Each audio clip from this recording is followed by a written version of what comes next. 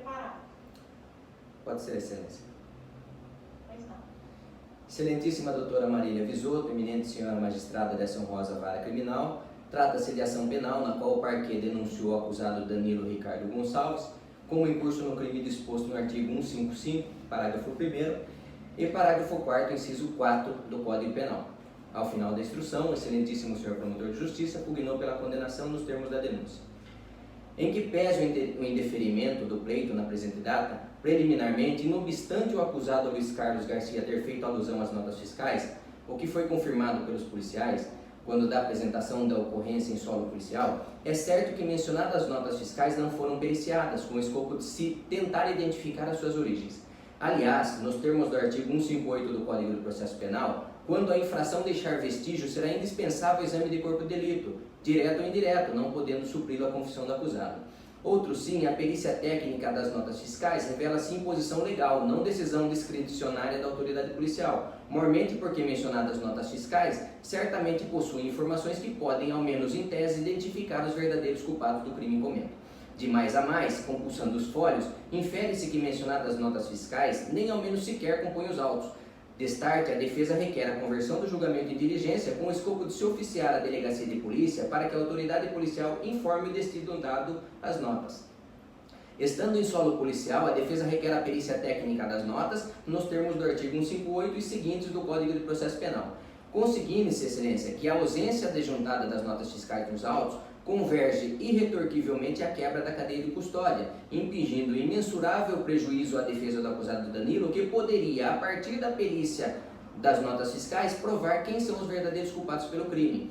Na mesma senda, os policiais, quando inquiridos em solo policial, aludiram que a carreta possuía sinais de adulteração, que foi confirmado na presente data. E tal como as notas fiscais, a carreta também não foi periciada, sequer para identificar o seu proprietário, o que também se requer, pois da mesma forma, a partir de tal identificação, poder-se-á identificar os verdadeiros culpados pelo crime. Importante ressaltar que nem mesmo a res furtiva foi periciada em flagrante inobservância ao artigo 158 e seguintes do Código de Processo Penal.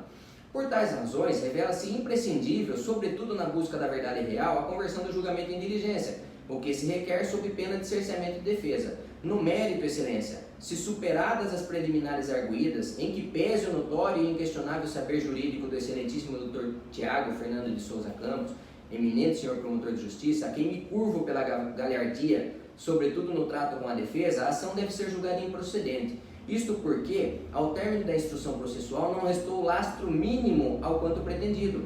Insta salientar que o réu Danilo é acusado do crime de furto e não de receptação. E nesta esteira, nos termos do artigo 384 do Código de Processo Penal, poderia o parquê ter aditado a denúncia, o que de veras não ocorreu. Ocorre que acerca do crime de furto, nenhuma testemunha ouvida, seja em solo policial, seja perante esse honroso juízo, confirmou ter presenciado o momento do crime, de modo que ninguém viu quem teria furtado as máquinas. Destarte, não se ouvida que o parquê carrega o ônus de provar o quanto alega, e no caso em epígrafe, não se desincumbiu desse ônus. Inicialmente, tem-se que a denúncia se erigiu a partir do interrogatório do réu Luiz Carlos, sem nenhuma prova acerca do alegado. Não bastasse tenha dito em solo policial, não obstante tenha dito em solo policial e confirmado em juízo que foi contratado por Danilo, não apresentou nenhuma única prova sequer de sua suposta contratação. E mais, quer fazer crer que não sabia que as máquinas eram produto de ilícito, atribuindo a responsabilidade ao acusado. O acusado Danilo, por seu turno, negou que tenha contratado o réu Luiz Carlos, consignando que nunca fez qualquer negócio consigo, esclarecendo que o caminhão que transportava a res furtiva pertencia ao seu irmão, contudo não sabendo assegurar quem o teria contratado. Informou que não é proprietário de nenhuma empresa, bem como desconhece as notas fiscais supracitadas. Ainda na fase policial, o acusado Danilo esclareceu que nunca esteve, tampouco conhece alguém ou tem algum parente nesta comarca, o que foi ratificado também na presente data. Explicou ainda que nunca teve um veículo Chevrolet Vectra preto.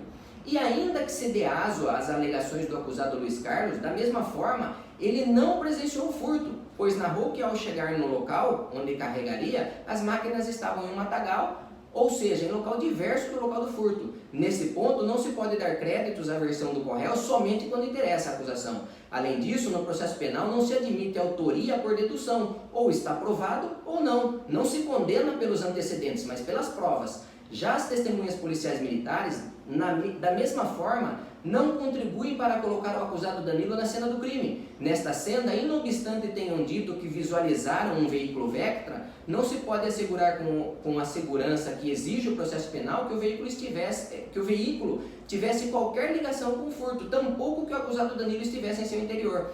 Tem-se ainda que o réu Luiz Carlos foi abordado na estrada e carregou as máquinas em local diverso de onde foram subtraídas, consoante restou provado a partir do depoimento das testemunhas e do próprio acusado, não tendo sido produzida quaisquer provas acerca do furto propriamente dito. Conseguindo-se que todas as testemunhas, repise-se, excelência, todas as testemunhas ouvidas, seja na fase policial, seja sob o crivo do contraditório, informaram que não presenciaram o momento do furto das máquinas. Destarte, excelência, não há nos fólios cabedal mínimo a servir de esteio à condenação pretendida pelo parquê, de modo que a absolvição do acusado Danilo, nos termos do artigo 3865 do Código de Processo Penal, impõe-se por não existir prova de ter o réu concorrido para a infração penal. Entretanto, caso não seja o entendimento de Vossa Excelência, o que se admite, requer a absolvição nos termos do artigo 386, inciso 7 do Código de Processo Penal, por não existir prova suficiente para a condenação. Caso ainda não seja o entendimento de Vossa Excelência, requer a conversão do julgamento em diligência, consoante requerido em preliminares, de mérito sob pena de se eivar os autos de nulidade, pela quebra da cadeia de custódia e pelo cerceamento de defesa. Última ratio, se reputar desoportuno indeferir o requerimento de conversão de julgamento em diligência, afastando as preliminares, advindo condenação, salvo o melhor juízo, não há que se falar em concurso de pessoas. Isto porque o réu Luiz Carlos diz ter sido contratado para transportar a res furtiva, desconhecendo a origem ilícita do bem, de modo que não há que se falar em unidade de desígnios se os supostos envolvidos não possuíam ajuste de vontades para a prática delitiva. De mais a mais, não há nos fólios quaisquer prova da existência da participação de uma terceira pessoa envolvida. Acerca da causa de aumento de pena disposta no artigo 155, parágrafo 1º do Código Penal, quis o legislador salvaguardar o repouso noturno em domicílio. Não se ouvida, excelência, que o entendimento jurisprudencial estendeu-se no sentido de que mencionada causa de aumento de pena pode ser aplicada aos casos em que se tratar de estabelecimento comercial habitado ou não, ou mesmo vazio. Entretanto, inobstante a possibilidade aventada, o caso em comento se deu em local aberto, não havendo que se falar em residência e ou estabelecimento. Em verdade, os fatos se deram em um matagal, o que aos olhos da defesa inviabilizaria uma interpretação extensiva, seja do texto legal, seja da jurisprudência, maiormente por quem mal não parte. Todavia, entendendo pela condenação, a defesa requer a desclassificação da conduta do furto qualificado para o crime de receptação disposto no artigo 180 caput e, não obstante o excelentíssimo promotor de justiça tenha requerido diversamente da denúncia a condenação do corréu nos termos do artigo 180, parágrafo 6º do Código Penal, tem-se que o mencionado dispositivo legal entrou em vigência aos 7 de dezembro de 2017, enquanto os fatos se deram aos 19 de 8 de 2016. Portanto, o mencionado dispositivo legal não existia no ordenamento jurídico à época dos fatos, de modo que admiti-lo violaria o princípio da não retroatividade da lei, pois em prejuízo dos acusados. E admitida a tese de desclassificação, o que se espera, o fato estaria coberto pelo manto da prescrição, o que também se requer. Quanto à dosimetria da pena, na primeira fase requer a fixação da pena no mínimo legal, uma vez que as circunstâncias e consequências do crime não se revelam aquém do tipo penal a justificar a exasperação nessa fase, bem como porque a reincidência será valorada na fase intermediária. Inegavelmente, a segunda fase se mostra passível de exasperação pela reincidência, não havendo atenuantes a serem consideradas.